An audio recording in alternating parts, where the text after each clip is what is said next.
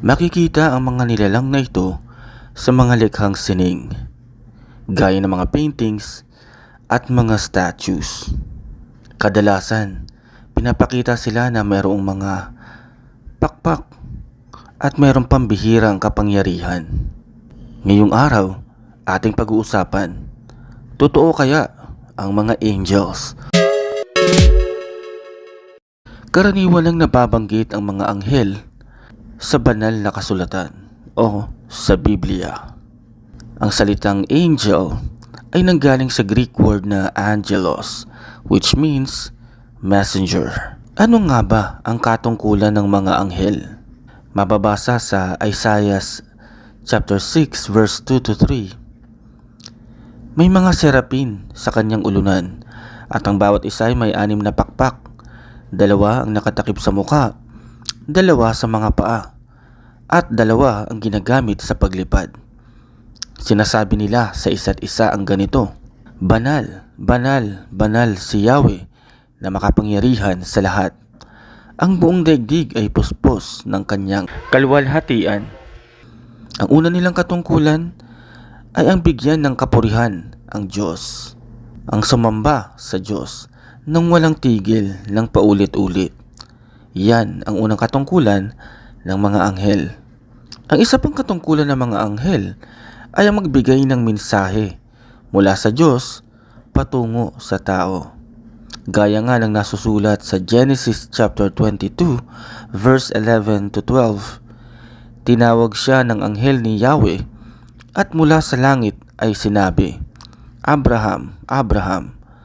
Narito po ako, sagot ni Abraham. Sinabi ng anghel, huwag mong patayin ang bata. Huwag mo siyang saktan.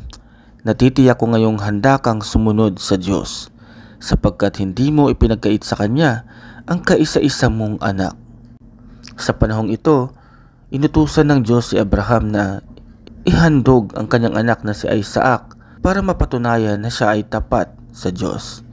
Pangatlong katungkulan ng mga anghel ay ang protektahan ang mga anak ng Diyos. Gaya nga ng mababasa natin sa awit 91 verse 11 hanggang 12. Sa kanyang mga anghel, ikay itatagubilin.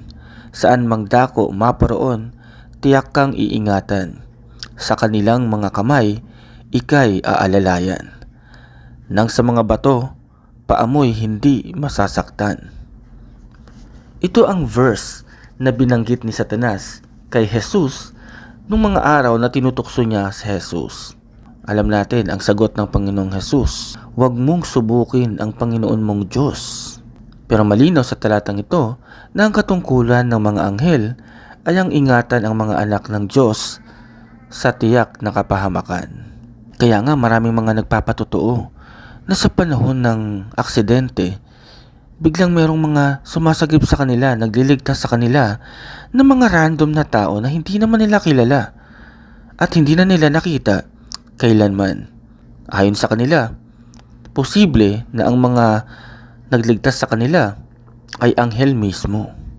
Panghuli na katungkulan ng mga anghel ay ang isagawa ang hatol ng Diyos to carry out God's justice.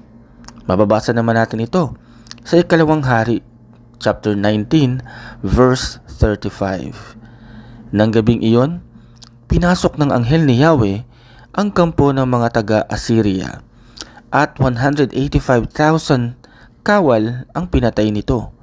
Kinabukasan, nang bumangon ang mga hindi napatay, nakita nilang naghambalang ang mga bangkay. Pinapakita rito na pinarusahan ng Diyos ang kalaban ng Israel, ang Assyria, ang imperyo ng Assyria dahil sa kasamaan nito. Subalit bukod sa mga anghel, itinuturing din ang mga anak ng Diyos ay magiging mga parang mga anghel. Yan ay sinabi ng Panginoong Hesus sa Marcos chapter 12 verse 25. Sa muling pagkabuhay, ang mga tao'y hindi na mag-aasawa. Sila'y magiging katulad na ng mga anghel sa langit. Ito ay sinabi ng Panginoong Hesus nung minsan ay tinanong siya ng mga pari kung sino ang mapapangasawa ng isang babae na nagkaroon ng maraming asawa sa lupa. At ang sabi nga ng Panginoong Hesus, pagdating sa langit, wala nang pag-aasawa. Bakit? Sapagkat ang lahat ng mga mananampalataya ng Panginoong Hesus, pagdating ng muling pagkabuhay, ay magbabago. Mawawala na ang dating katawan na panlupa. Papalitan na ng katawang panlangit. Gaya nga ng sinasabi sa Aklat ng Filipos, chapter 3, verse 21. Sa pamamagitan ng kapangyarihang ginamit niya sa pagpapasuko sa lahat ng bagay, ang ating katawang lupa na may kahinaan ay babaguhin niya upang maging maluwalhating tulad ng kanyang katawan. Ngayong narinig mo ang tungkol sa mga anghel, ano ang iyong saloobin tungkol dito? Iiwan mo ang iyong saloobin sa ating comment section. At kung nagustuhan mo ang videong ito, mag-subscribe ka na or mag-follow sa aking mga social media accounts. Meron tayong presence sa Facebook, YouTube at TikTok. Check mo ang ating description upang malaman mo kung paano mo ako masusuportahan directly. Thank you for watching and God bless you all. Laging tatandaan, ikaw ay isang winner.